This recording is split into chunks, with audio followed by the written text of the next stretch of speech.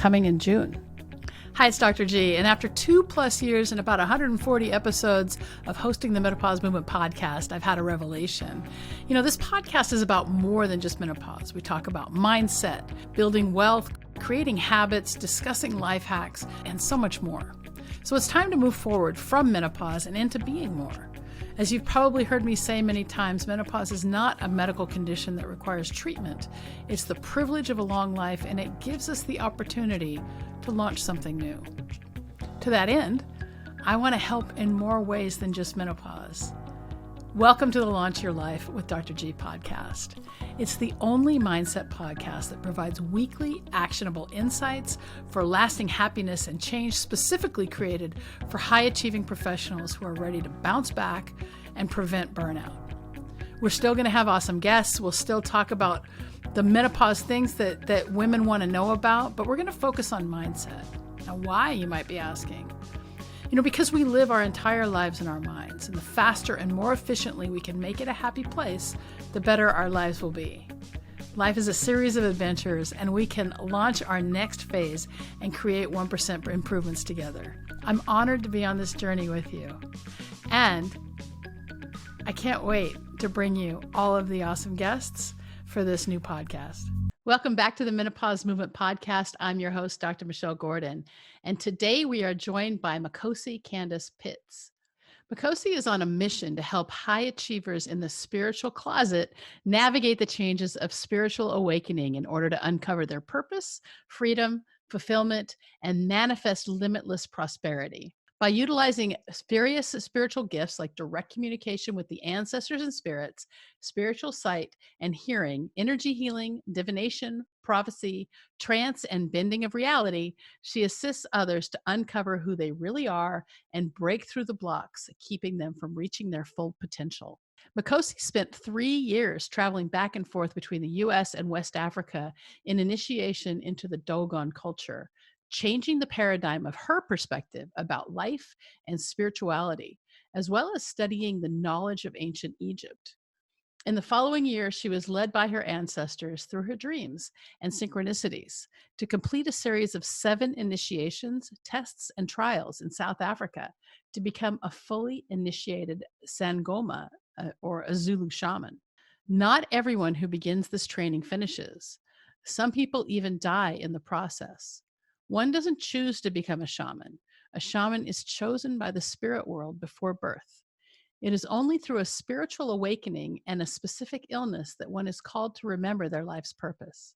After obtaining bachelor's degrees in business and marketing while preparing for medical school, she soared to the top 1% of consultants in a $250 million direct sales company in only 9 months. At the top, her world was shattered as she realized what society defines as success was not fulfilling, and there had to be something she was missing in the big picture. This experience led to her passion to help others struggling at the top of their game find the freedom and fulfillment they are seeking. She delivers ancient wisdom in a modern way to resonate with people from all walks of life by applying fundamental spiritual truths to help high achievers consciously create satisfying success in the real world. The wisdom she shares is all-inclusive, non-religious, and practical. Her clients walk away with a completely different perspective of their life and the world and obtain the tools they need to be happy, successful, and fulfilled spiritual beings having a human experience. Interestingly enough, she says that one of her clients said that she was the Google Translate of spirituality. Now, during the interview, we discussed Makhosi's infertility journey, her brief encounter with menopause, how hormone imbalances affected her pregnancy, the importance of detaching from outcome to achieve desired results, which is so important when we talk about this in the Menopause Movement membership so much about how to detach from outcome, because when we do that, we're able to actually focus on our processes. We talk about the definition of shaman and how that without a cultural context, it's almost impossible to define. How spiritual gifts are available to anyone, but not all are called to the path of the shaman. We talk about the importance of gratitude in everyday life.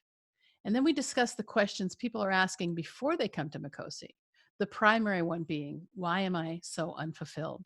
We discuss the definition of purpose, why it's important, and how it's impossible to think yourself to a purpose. Now, at the end of the episode, make sure you visit drmichellgordon.com/podcasts. That's Dr. Michelle, Michelle, Gordon, Gordon.com/podcast, PODCASTS. Don't forget the S or you won't get there. You can find the show notes, plus the links to the books and resources mentioned in the episode.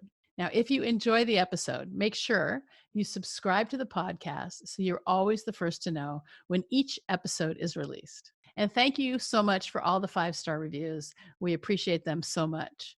And if you have any questions about the topics covered in this or any of the other podcasts, I invite you to open a conversation with me on Instagram at Dr. Michelle Gordon. That's DrMichellGordon. And I promise I'll get back to you as soon as I can. Now let's go on to the interview with Makhosi. Thanks so much for being a part of the Menopause Movement.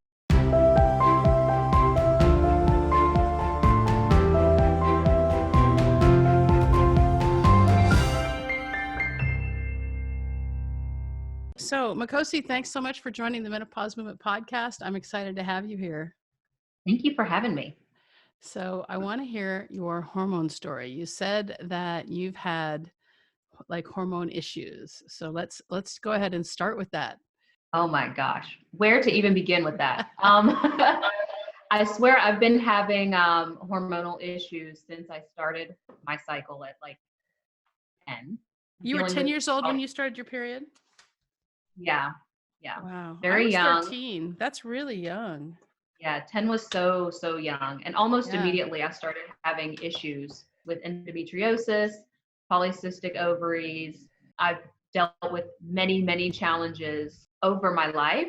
Probably when I started to notice that things were really out of whack, my husband and I, at the time we were engaged. So this was probably 8 or 9 years ago. And I was having cysts on my ovaries all the time, ended up in the hospital, having all the challenges with different types of birth control. And the doctor told me, he was like, listen, your mom was my patient, so I know where you're headed. And he was like, if you all want to have children, you probably need to go ahead and start that because you have a very limited window here. He's like, your fertility is not going to last. You're talking about you had your period at 10. You got you immediately started having issues with endometriosis. You had polycystic ovarian disease, and you were told by your doctor that you had some fertility. You may have some fertility issues, and that it was time. So, how old were you when you were told this? Let's see, maybe 22. Wow, very young. Yeah. So, did you have children right away? I tried for over a year to get pregnant. And during that time, I was like doing all of the things. So I got off of birth control and I was taking prenatal vitamins and intentionally trying to get pregnant. And I did end up having a miscarriage during that time. I'm sorry. And it was so challenging. And so he started me on Lupron injections. And I was like, I think I did it for 3 months. And I was like, these hot flashes are killing me. These hot flashes are killing me. My mood is all over the place. I can't take it.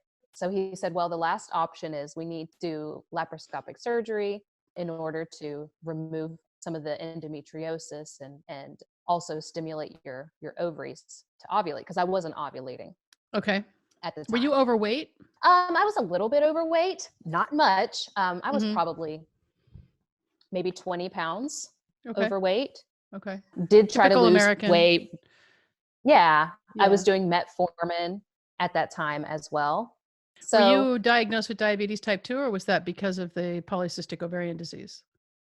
Because of the PCOS, yeah. Okay. So right. Did you also notice, just to ask you, because one of the things that happens to women who have PCOS is they can get hirsute. And what that means is that there's hair in like all over the place. So did you have that problem too? I've never had it as bad as they say that you can have it. even still to this day though, I've always had like a patch of hair on my stomach that's probably darker than normal, little hairs that pop up on my chin, every now and just then. wait for menopause to really hit. Now, let me tell you about chin hairs. Yeah, all those I got a chin mustache hairs. now. I mean, also I had a mustache as well. I say had, I still do. I just take care of it every week or so, but mine was never I'm just as plucking bad as every single day. Every day, man, I'm in there. Oh, another chin hair, another mustache hair. It's crazy. And they get wiry. Yeah. They start out like it's like soft and it's no big deal. And then out of the blue, like they feel like a man's face. And it's like, no. I think what's worse is if you have just like a little bit of fuzz, it's not as bad. It's when you get those really long ones and you're like, wait a minute, how did I miss this? I know. And like I had this one hair on the side of my face. It was like long and bald, but it was like this, it was like blonde and it was like this long. I'm like, what the heck? And I, pulled it out. Thankfully it never came back, but it's like, oh my gosh. I have one like that, but it's on my chest. Yeah. And I call it my wing. I love it. I love it. So you can fly off like an angel. Yeah. Great. Super All right, sexy. So you had laparoscopic surgery then?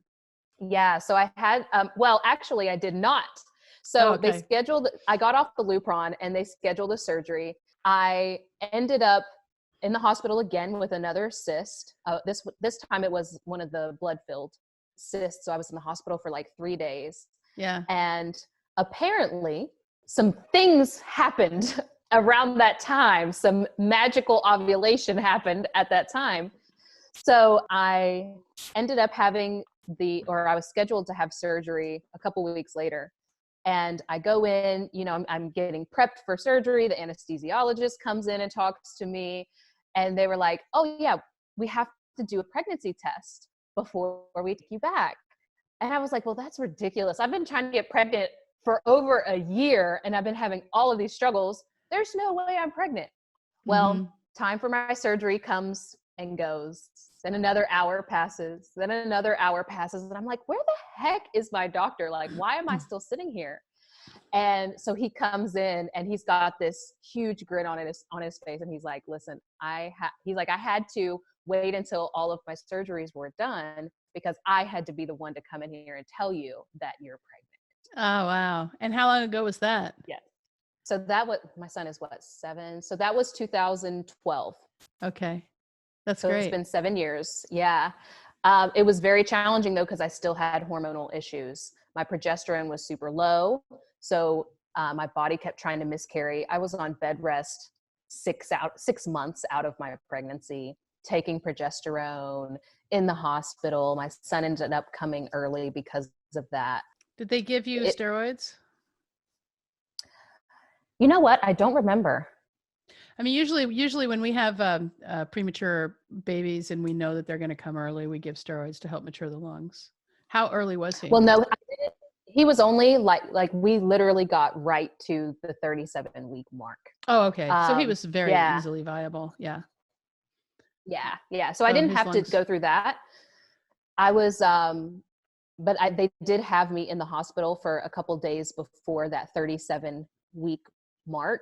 Did they induce you? You can just, I ended up being induced. I think actually they let me out of the hospital right at that 37 mark. I was home for like a couple days and then I started having contractions and ended up in the hospital in labor, but it wasn't moving along fast enough. So they gave me Pitocin.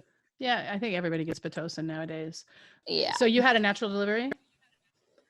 No. Oh, you had a C-section. The cord ended up being, I had emergency C-section because the cord was wrapped around. So what's really interesting here is you've lived quite an interesting life up until you've gone through a lot of things that a lot of the menopausal women, who listen to this podcast have gone through. I mean, endometriosis, you probably had really painful periods. I can relate to that. I had super painful periods. I never had polycystic ovarian disease, but many women do. And one of the biggest issues with polycystic ovarian disease is, conception and getting those follicles to go to the right place. and then I'm sure you're not the only woman in the world who's ever had a miscarriage, and that can be devastating. And so it seems like, you really bounced back from that, and you were able to kind of get over that emotionally. And then after the Lupron and getting scheduled for your surgery, even though you had hormonal imbalances, you were still able to bring your son into the world, which is amazing. Now, energetically, what did you do to prepare yourself for pregnancy? Because one of the things that I've seen over and over as I've gone more into studying the metaphysical side, and we're going to get on that because you're a shaman, right? Yeah, so we're going to get into that too. But one of the things is that if we're constantly in a state of stress, as a woman who's trying to get pregnant, our bodies are going to say no because we're too much in a state of stress. And if we think back to, hunter-gatherer times, as the human species evolved, we wouldn't get pregnant in times of leanness. We'd have to, you have to have abundance. You have to be able to get your brain into a place where, as the meditators would say, like a theta state, out of beta into theta. But so I'd like to know how did you consciously manage your energy back in 2012? Yeah. So back in 2012, I was not a shaman. That was never even on the horizon. That was not a thought ever. Okay. But I was fairly health conscious at the time. I had been trying to manage my weight using natural methods. And I was really adamant about wanting to have a very stress-free, relaxed experience through the birth. So even before I got pregnant, I was already kind of shifting into that mind frame. I can say that for me, I definitely think that being stressed was what was blocking me from ovulating. It wasn't until I essentially just relaxed and I was, whatever's out there, universe, God, whatever you call it, I was like, I completely surrender. If I have a child, I would be so blessed and so grateful and so happy for that. But if it doesn't happen for me, I know that my life will still be full in other ways. And so it was when I detached from it having to happen, Yeah. That was literally when it happened 2 weeks before my surgery. Wow. So we talk a lot in my membership, the Menopause Movement membership, we talk a lot about the importance of detaching from outcome. And we have some exercises around that, because without going too much into it, the magic happens when we detach and we focus on the process. And, whatever that process is, the process of getting pregnant isn't so horrible. Mm-hmm. Well, the only part that wasn't great was, trying to manage it. That part's not as fun. Yeah. Oh, we need to get busy on this day. Yeah. It's funny because I'm one of these people who, the people who have infertility issues, they don't like people like me because I went off the pill and I was pregnant in 2 weeks. Oh my gosh. Yeah. I mean, that was a completely different thing for me because I had all these identity issues and stuff that we don't have to go into, but I wasn't even sure that I had all the female parts. And so it was really interesting for me to actually, all of a sudden now be carrying a child in my stressful state. So I was, I was in college and pretty stressed, but at the end of the day, detaching from the outcome is always the best way to get stuff done. So fast forward, and now you're a shaman. So before we get into like that story, I'd like, because I don't even actually know, what is the definition of a shaman? Oh, that's a really good one. And I've done a few videos on this because there's a lot of misunderstanding about who or what a shaman is. Yeah. I've actually Googled it just to see what people think. And Well, Google is Even, the world's leading authority on everything bullshit, right? right. So you may not even, as a physician, right? I'm a practicing surgeon, and every once in a while I get somebody who comes in with, they'll have some stack of papers like this, right? It's like, okay, this is what Google says, and I'm like, okay, well, do you want to go to Dr. Google, because I'm not Dr. Google, right? And I just, like, I spent 15 years of my life learning how to do this, and so, but you're welcome to go to Dr. Google. He's down the street. So we'll have him come into the room. Yeah, they'll probably edit out the bullshit, but it's true. I mean, but I'll say that Google is truly, the world's leading authority on all things baloney, but also a lot of really good information. And you think back, you're just 30 years old now, 30 something, 32. Mm-hmm. Yeah, 30. Yeah. Okay. So 30 years ago, I was 25. And so I remember life before Google, and life before Google was encyclopedias and the Dewey Decimal System and a lot of time in the library. And so even though Dr. Google is not my friend, I still love the fact that if I can't remember something, all I have to do is Google it. So it is kind of cool. Absolutely. But anyway, back to what a shaman is. Yeah. So in Google, you can, or even dictionary.com, look up what a shaman is. Yeah. And the problem is that there's no cultural context to understand what a shaman is. So if you're looking from the West and you are looking at some words on a screen, what I see happening a lot is people automatically put a shaman into a box. Or really, we do this with any label, really, or any identity. We don't have to get into all that, but people we can't talk about the fact that we can only really understand things within our own, and we know that the magic happens outside the box, but not everybody understands that. And so we're only going to see the world through the filter of the box that we have. But for me, not having ever met a shaman before, I've only read about Sha people, so it's, and I mean, I've studied a fair amount of Native American history and Australian Aboriginal history, and but not so much any of the African nations. I don't understand that side, but I've read the Native American side of things. But that doesn't mean I understand it. I've never been to, like a peyote ceremony or an ayahuasca ceremony or even psilocybin, not my thing. So. Yeah. At the core, I mean, in a definition sense, there is like certain gifts, certain spiritual abilities that are prescribed to a shaman. So a lot of people call themselves shaman because they have these spiritual gifts. The spiritual gifts are kind of like the byproduct. They are not actually what a shaman is. You can have the spiritual abilities and spiritual gifts and not be a shaman. And in what a lot of people don't understand is, in our indigenous systems, any of our ancestral practices, there are many different types of, we'll call them like spiritual healers in a community. But the shaman's role is to be essentially they are the bridge between the physical and the spirit plane. They are the one who communicates between the two realms.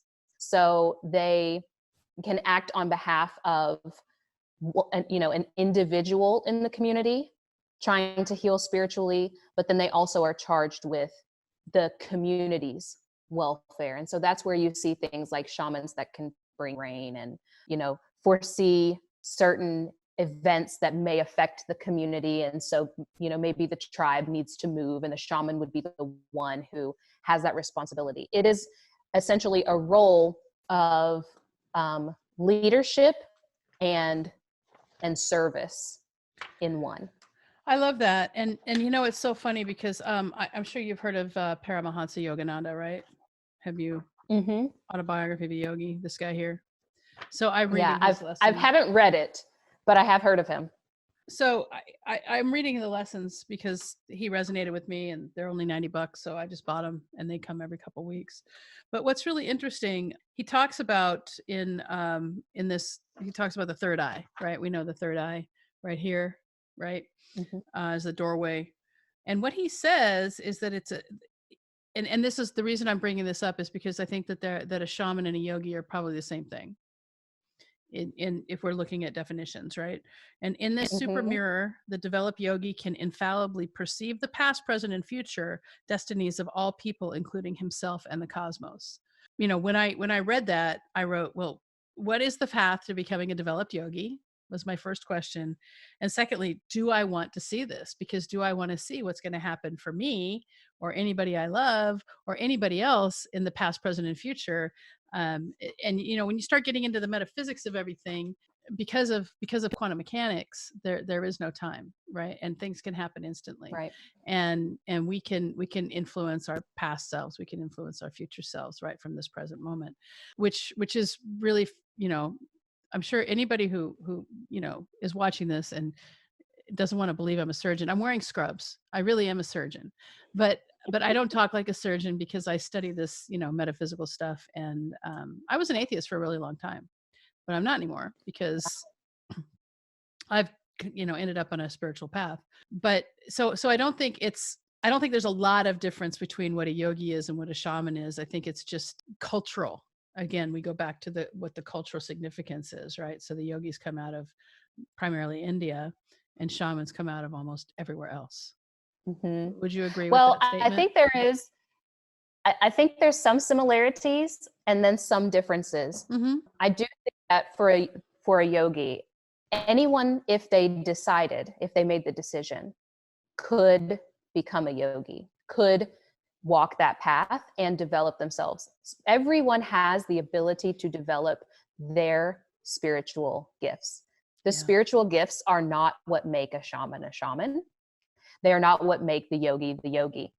It's the path. So a shaman, the main difference that I see in all of the different cultures around the world, because you can find shamans by some name all over the world. And actually, there are even different types of shamans. There are multiple different types of shamans, even in one culture. But a shaman is born to become a shaman. We don't have a choice, really. For us, it's like, well, we have a choice, but you're on the path to death, essentially. We have to deal with death in order to be in this role. And kind of the common thread that we see is also there's a certain type of we call it the calling sickness. There's a certain illness that manifests when it's time for someone who has to become a shaman to do that. And we don't have option, really. Like, you can decide not to become a yogi if you're like, maybe I don't want to do that. Maybe I just want to practice a little bit here. We as shamans, we don't have really a choice. It's so funny you mentioned, you know, that you're a surgeon, et cetera, et cetera. I was pre-med in college. And I started, like, literally when I graduated from college, and all I had to do was take my MCAT. And I had just had my son at that time. And I was like, I don't know why. And of course, I was already sick. I had the calling sickness starting at like age 15. So this is your PCOS?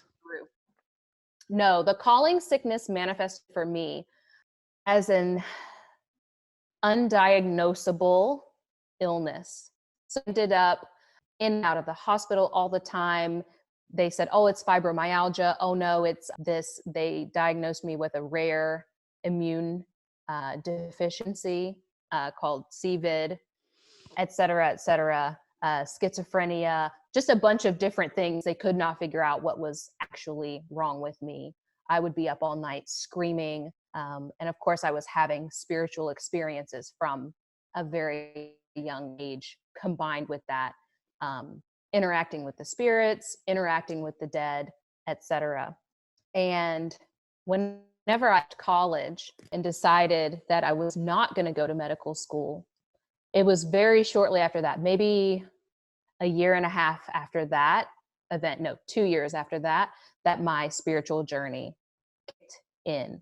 Mm-hmm. And it's so interesting to me that you mentioned that, because I do see that there are a lot of people who are very intellectual beings who are now crossing into the spiritual plane and trying to make sense of all of that and be able to apply it in a really, really practical way. And so I love what you're doing. I think it's great. Yeah, it's well, I mean, at the end of the day, it's really hard. It's really hard to, pray away appendicitis, right? And Right. in surgery, we we have this little saying, and it's like, we heal with steel.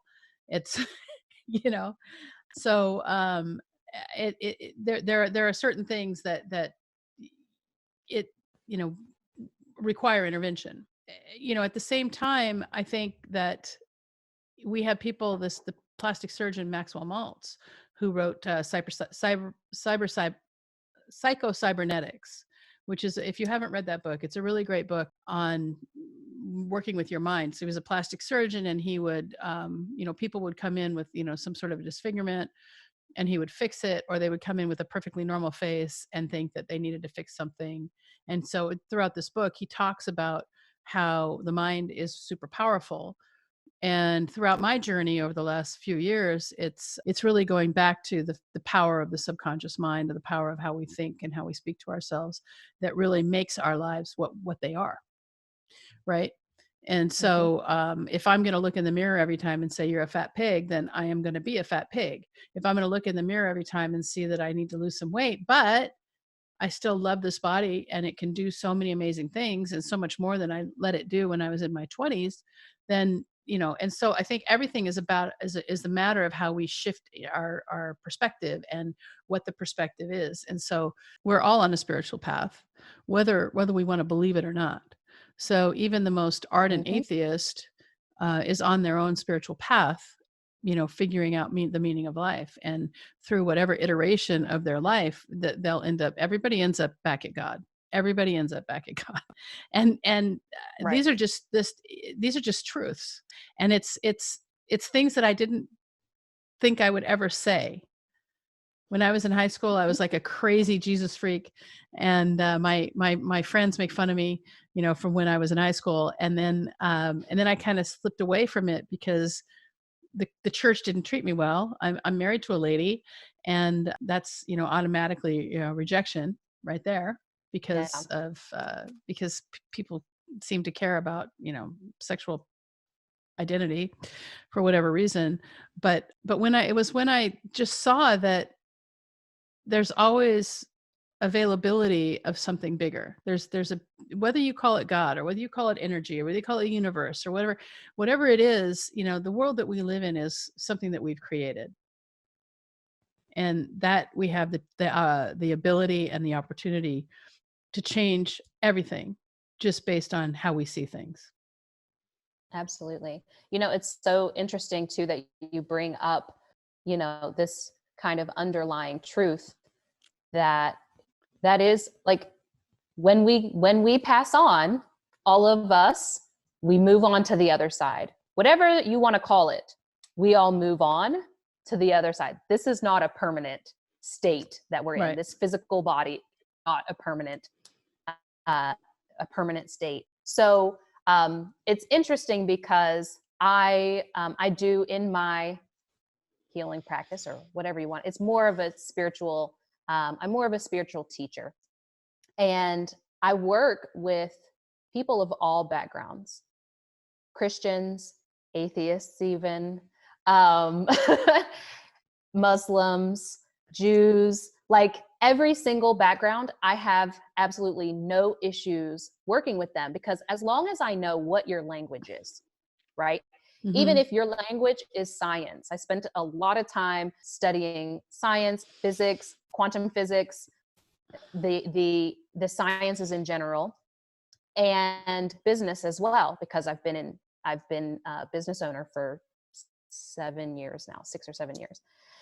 And I just, one of my clients said, you're like the Google Translate of spirituality.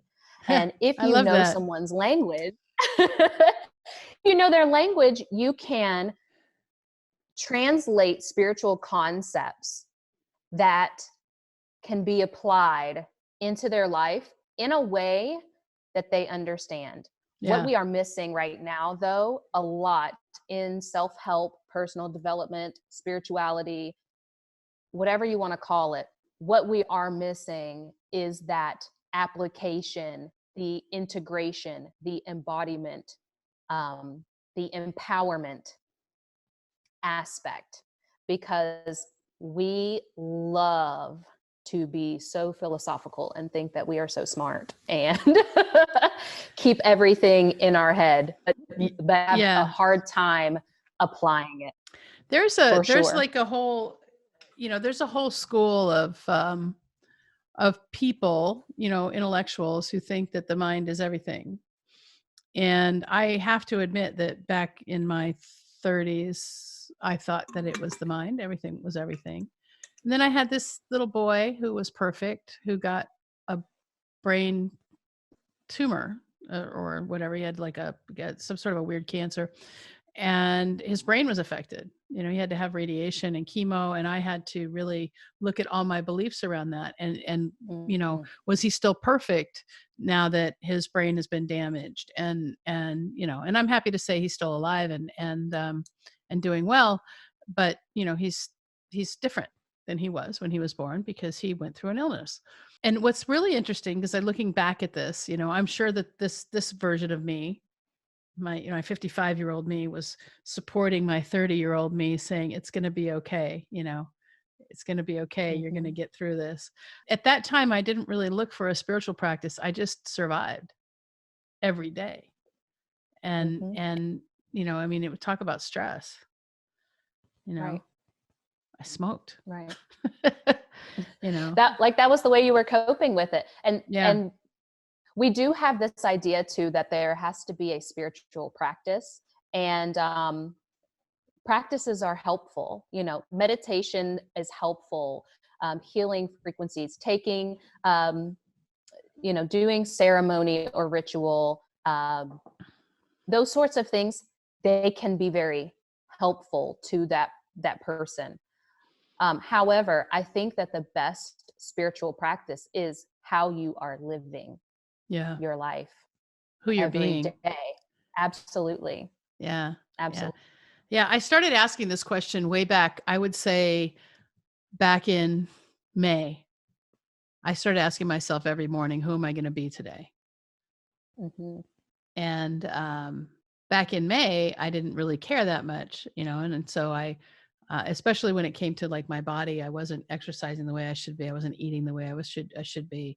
And I've shared this on my Facebook Lives that from the end of May through, I would say, October, maybe September, I gained like 20 pounds. It's like my clothes didn't fit. I had to go buy new clothes. I was at a conference in California. I had to go out and go to Kohl's and buy some clothes because my clothes didn't fit. And I was like, oh no, what did I let myself, how did I let this happen? Who was I being? And, and I actually observed myself eating the wrong foods and saying, well, I want this satisfaction right now. And so I've taken a complete 180 since, I would say the beginning of last month or so. And, and the weight, at my age, the weight comes off a little slower. So it's been a slow 5 pounds, but it's coming off. Right. So now I have 15 pounds to go to get back to where I was back in May.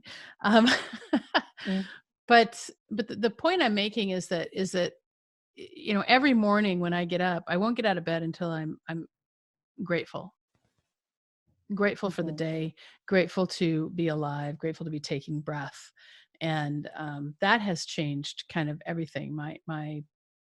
The way I interact with people, the way I do my job, the way I do everything. Finding a place to have gratitude.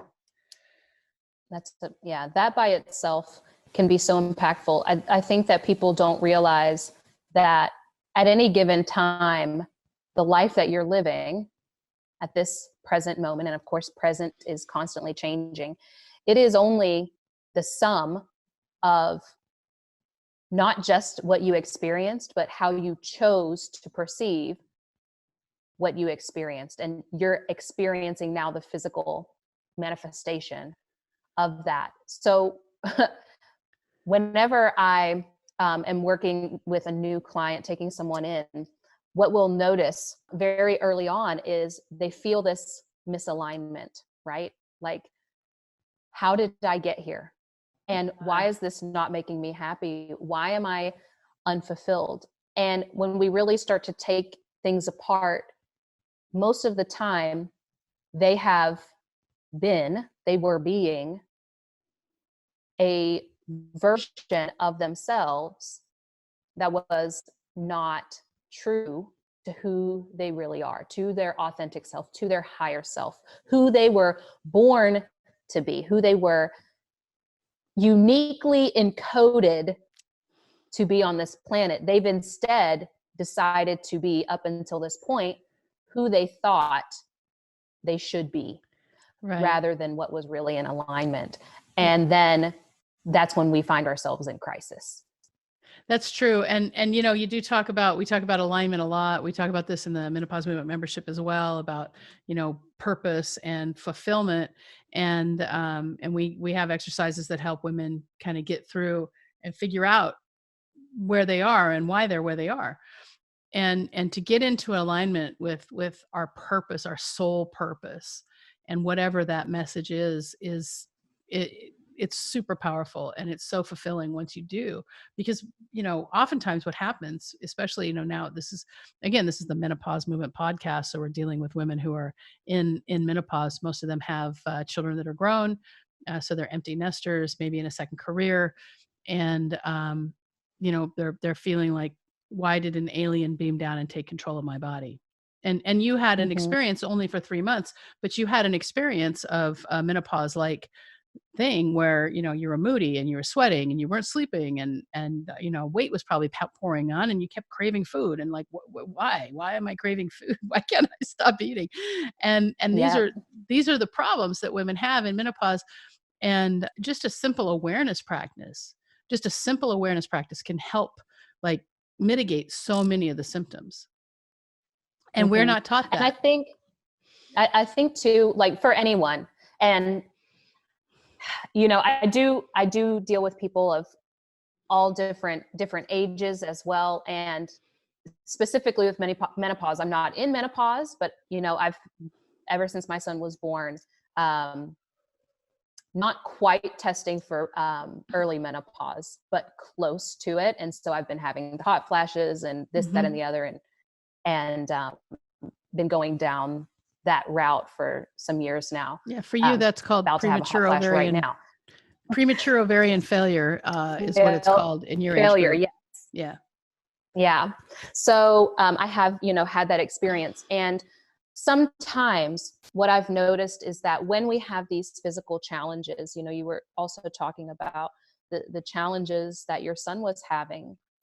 We have to understand that the mind is not the only part of us that is manifesting this life that we're living.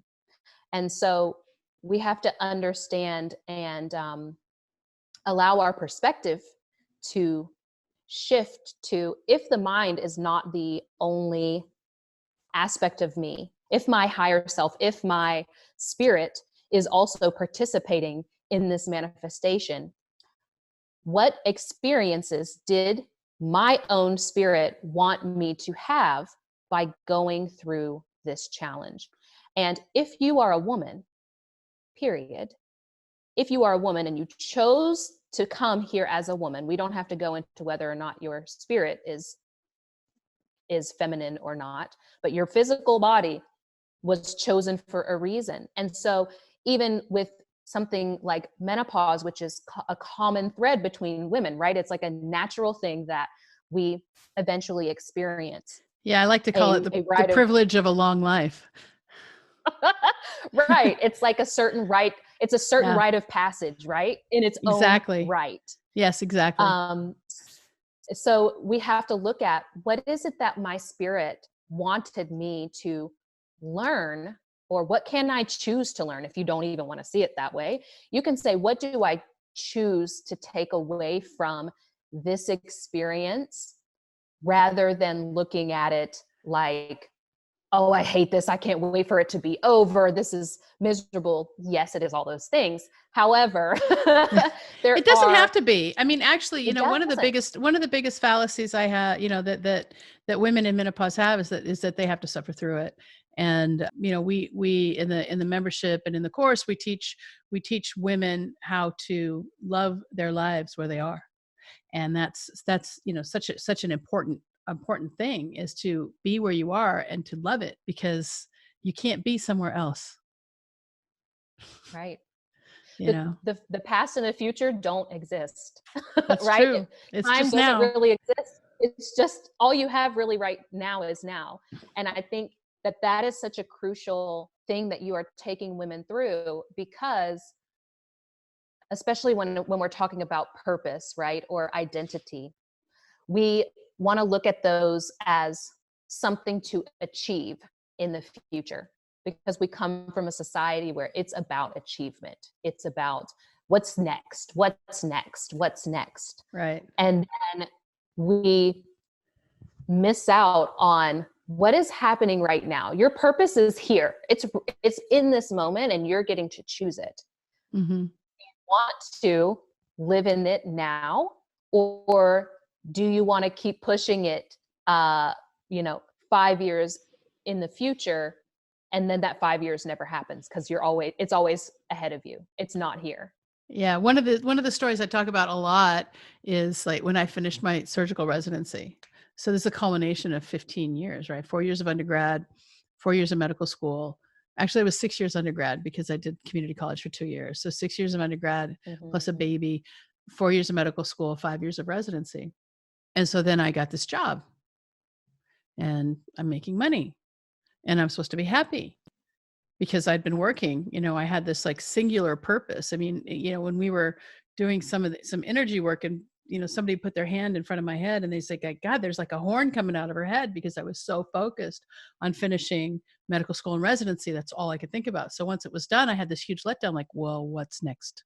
And I had no, I was operating and it was great, and, but I had no sense of purpose anymore. And I was aimless probably for a good, I want to say probably 9 years until I just kind of, I just kind of existed. And, and during that time, my son had some more challenges. He had like a seizure disorder that gave him, he almost died a couple times, fell down. And, so I had things that were happening that were keeping me, focused on having to do stuff, but still I didn't have a sense of good identity. I was completely out of alignment with who I am. And I was just kind of going through the motions until I thought, actually it wasn't until menopause hit. And then I started looking at it like, where's the help?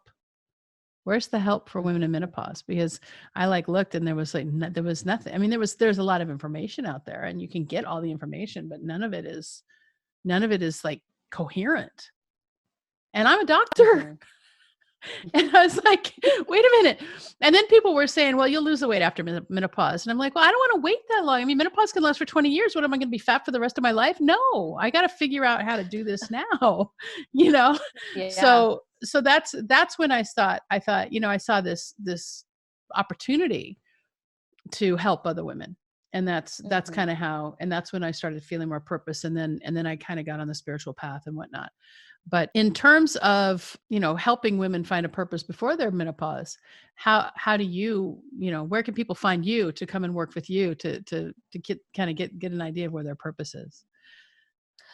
They can find me anywhere, either Instagram or Facebook or YouTube at The Royal Shaman. My website's also theroyalshaman.com. And the interesting thing about purpose, and it being something that we think is something that's ahead, what I really encourage people to do is understand that our spirit, our higher self, is constantly, multiple times a day, giving us the opportunity to get back on track.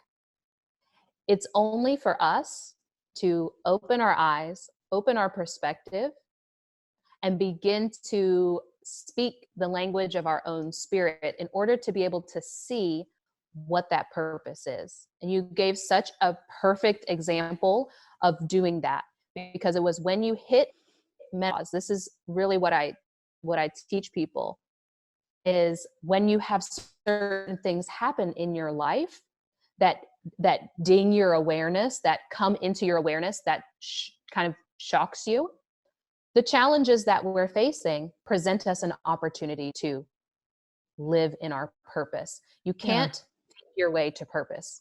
You have to actually move the mind out of the way and allow your spirit to be the one that's driving you. And especially for women, your intuition doesn't die just because you're going into menopause, or just because you're pregnant or whatever. That's our unique gift that we come with. And that by itself can get you on track to your purpose.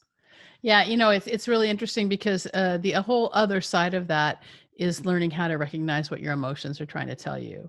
And we don't have time to go into that today, but I would like to invite you back onto the podcast to discuss that, because one of the things that I think we're just in America, especially, we're sorely missing is an understanding of what emotion is and what it's trying to tell us, and how to use our emotions to guide our lives. Yeah. Oh my gosh, that would be a great topic. I'm happy to come back. And I'd love to have you back for that. Dive into that. That'd be awesome. Yeah. All right. Well, thanks so much for coming on, Makhosi. And, if you guys have any questions for her, send me an email, drgordon@menopausemovement.com. So thanks so much. Thank you for having me. Did you know that menopause is not a medical condition? Most doctors don't know this either. I like to say that menopause is the privilege of a long life. And to really take hold of our lives in menopause, we have to unlearn what society and the medical establishment has told us about menopause. Thanks so much for being a part of the menopause movement.